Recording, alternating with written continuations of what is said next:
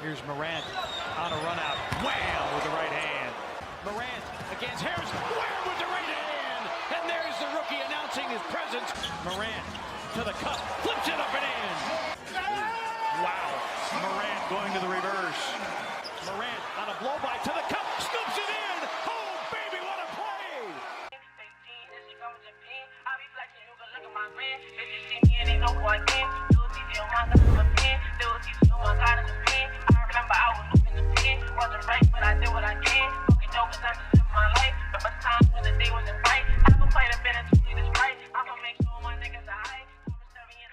What's up, guys? Soldia back with another video. Today I decided to do something that I've never done before. As you guys can tell by the thumbnail, the title, and everything you guys can see on your screen, I decided to turn my player into Ja Morant and take him into the park to see what I can do. The build that I'll be playing on today truly resembles Ja's playstyle. It is a 6'3" offensive threat with slashing takeover, and as you guys know, Ja is a crazy slasher. You guys saw in the intro, this build is literally crazy with dunking, and it can also speed boost. It has really high playmaking, and it has really good shooting. This build can literally do it all, and if this video reaches 200 likes, I will drop a video showing how to make this exact build. It is my favorite build by far to play on in NBA 2K20. So this guy Ja has been going off this year. He was the second pick in last year's draft, and if you ask me, without a doubt, he would have been the first pick if it wasn't for a guy named Zion Williamson. In my opinion, Ja Morant already has Rookie of the Year in the bag. If you look at the numbers through 39 games, Ja has 17.4 points per game, 7.1 assists per game, and 3.4 rebounds per game. So Ja has the highest odds to win Rookie of the Year, and the guy with the second highest odds, surprisingly, is Zion Williamson, who has only played 2 games this year. So through 2 games, Zion has averaged 18.5 points per game, 1.5 assists per game, and 6.5 rebounds per game. But in my opinion, it doesn't really matter what Zion does.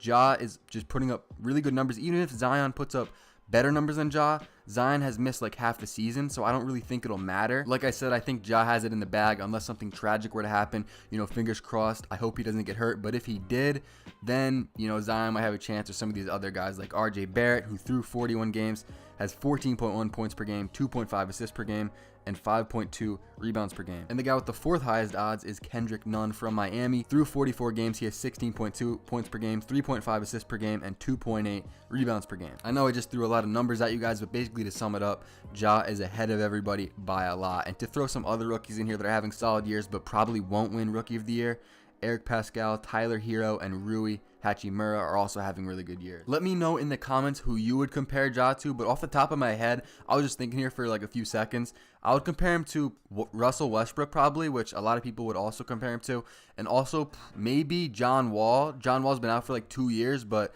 I think they have similar play styles. If you guys haven't heard about the Ja Morant story about when he was in high school, getting recruited to play at Murray State, it's a really good one. So I'm going to sum it up and tell kind of a shorter version of the story. And first, I'm going to give you guys some background info. When Ja was in high school, the scouts wrote his strengths and weaknesses. And for his weaknesses, they put shooting, decision making, and defense, and his shooting has improved a lot since going to college and in the NBA. And his strengths out of high school were his ball handling. I know you guys have probably seen him going crazy with the handling, and also his athleticism and finishing. So Ja Morant in high school was not a very highly scouted player. He didn't really have a lot of colleges looking at him, but he was invited to a basketball showcase where a ton of D1 coaches were attending. Now, when he got to the showcase, he didn't know this, but they were actually splitting up the players. So I don't know, whoever was running the showcase was calling off names because there was 2 gyms at this showcase. So the best players were going to go in the main gym, and the, I don't know, not so good players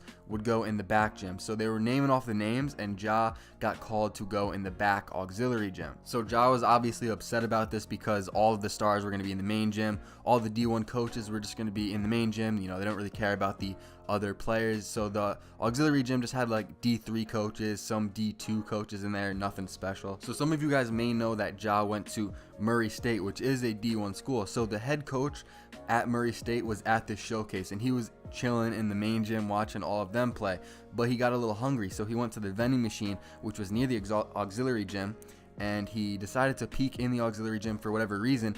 And when he peeked in, you know, he's watching for like a couple seconds, couple minutes, he noticed Ja immediately. He started asking people, you know, who is that kid, and then he decided to recruit him. So if that never happened, if that Murray State head coach didn't get hungry, I don't know where Ja would be. I mean, his talent is really good, but would he have gone D1? Like, I don't know if someone would have taken the shot on him. He was kind of small in high school, and no one was really looking at him when he was in high school. So that's the gist of the story. I mean, I probably missed a few parts, but that's basically the story. I'm always interested in the NBA and its rookies, and like in the last draft class, we had Ja, we had Zion, RJ. I feel like that this last draft class is gonna have a bunch of stars and scrubs. There's other guys that are interesting, like Tyler Hero, Rui Hachimura, also Kendrick Nunn. You know, those guys are interesting. I think they have a ton of star potential, but I think there was a ton of missed picks and a bunch of people that just aren't really going to pan out from this draft class. But I think looking back on it, we're always going to see this draft class as a good one, because I think Zion's going to have a really good career. Ja obviously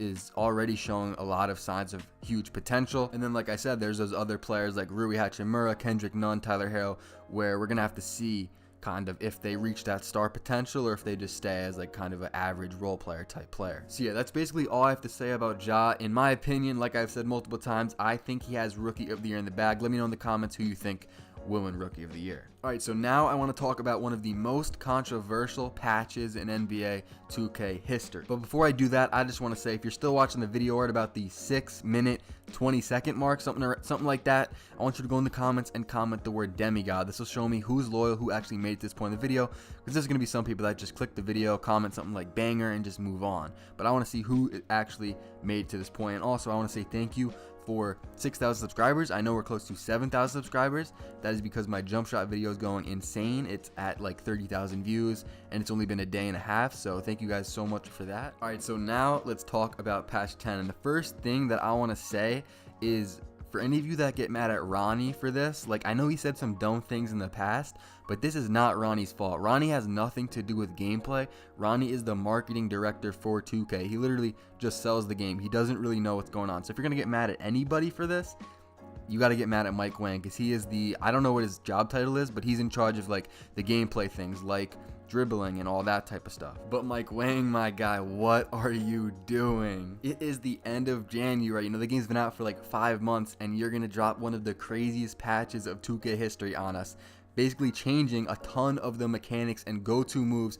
You guys know, like, you guys have probably played 2K, you guys probably already know what I'm talking about, but if you haven't heard, you guys know that behind the back move that all of the guards spam. Like, you guys know what I'm talking about. In this video, I can't do it. You see me doing different, you know, new type of behind the backs, because I gotta find new ways to score.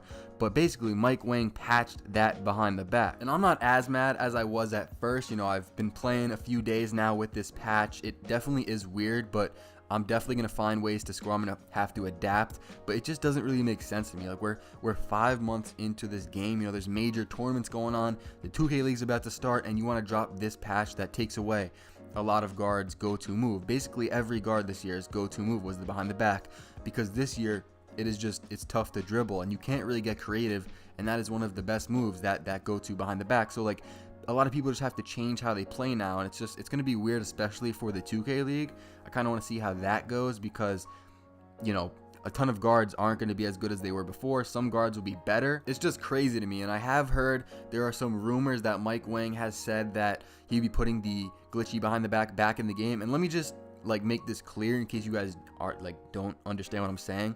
You can still do the behind the back. Like, 2K would never take allowing us to do the behind the back out of the game. It's just there was a glitchy explosive one where if a guard was running in one direction, he could just out of nowhere start going the other direction through the use of a behind the back. And I get it, 2K is trying to make the game as realistic as possible, you know, as closely modeled to the actual NBA as it can be, and obviously in the real NBA they cannot do that explosive behind the back, but taking this out just makes the game more boring. And like, honestly, we're here to play a video game, and more of like an arcade style game, not a realistic basketball game where you have to use screens, you know, do a behind the back and take a layup. Like, we're trying to do some crazy stuff here. But us guards will get over it. We will adapt. But if anything, and I forgot to say this, if anything should have been patched, it shouldn't have been the behind the back. It should have been tight handles, because tight handles was activated every time someone did that behind the back, and the defender would literally be stunned and the guard could just run right by him. So if anything, it should have been tight handles that got nerfed and not the behind the back. Another thing is that 2K does not put everything in the patch notes, so it's kind of like we got to figure out things on our own. Like, that behind the back stuff was not in the patch notes, and some other things that I've realized through just playing is that jump shots seem a little bit faster. I haven't noticed this as much, but some of my teammates have been mentioning it, and I also have heard that 2K made the latency better, so that might have some effect on the jump shots. And also, I have noticed that finishing is like harder. Like, I don't dunk as much. And also with lobs, like I usually catch a lot of lobs on my slashing shooting pie chart build, the BP build, but literally I don't catch lobs anymore. Like, I'll catch some obviously, but like I don't catch nearly as many. And another thing is unpluckable.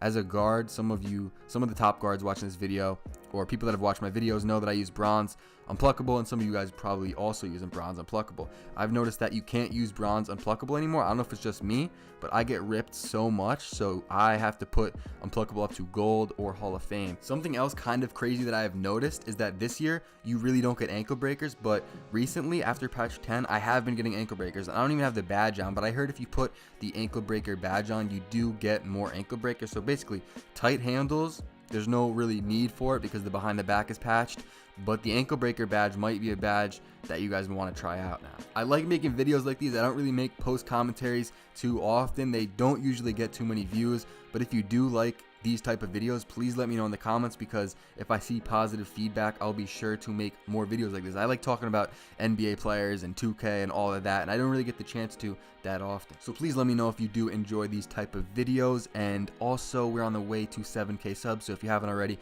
make sure to subscribe. If you guys enjoyed the video, make sure to drop a like, subscribe if you're new, and I'll see you guys in the next one. Thanks for watching. Y'all niggas hate on me, I'm getting money, what the fuck can you say to me? Y'all bitches cry for me, cry for me, cry for me. If you my nigga, then you ride for me, ride for me. Yeah, you a cheese, but you a dog to me, dog to me. Baby, you see me, get no love from me, love from me. I keep a hoodie, cause it's cold to me, cold to me. So when y'all see me, y'all gon' notice me.